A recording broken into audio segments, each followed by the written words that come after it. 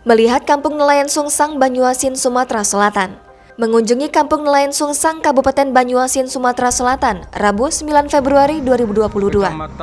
Begini penjelasan Camat Sungsang Salinan mengenai kondisi kehidupan dan perekonomian masyarakat nelayan. Sentra Kampung Nelayan, satu-satunya di wilayah Banyuasin, dan juga sentra penghasil makanan laut, yaitu seafood, udang, kepiting, dan ikan-ikan laut lainnya.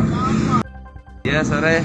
Pak Camat, bisa dijelaskan untuk di masa pandemi saat ini, kampung nelayan yang ada di wilayah kita ini untuk sebagai salah satu objek wisata, itu bagaimana untuk minat dan masyarakat yang datang ke sini pariwisata?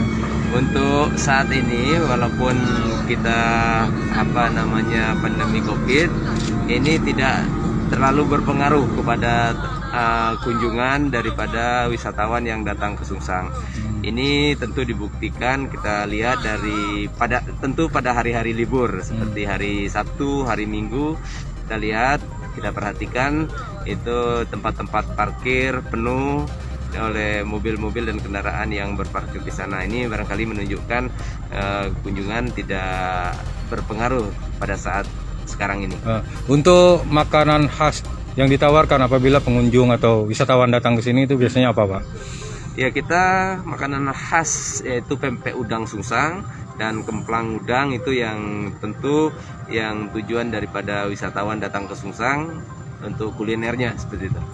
Nah, untuk kondisi saat ini yang hujan dan yang panas, itu pengaruh terhadap penghasilan masyarakat karena di sini didominasi dengan nelayan, Pak. Ya. Itu bagaimana untuk penghasilan atau pendapatan dari masyarakat karena hujan ataupun lainnya itu faktornya?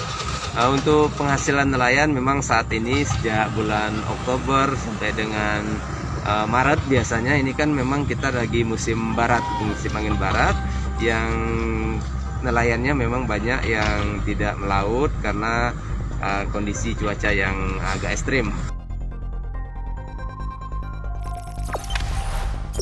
Jangan lupa subscribe, share, komen, dan like ya.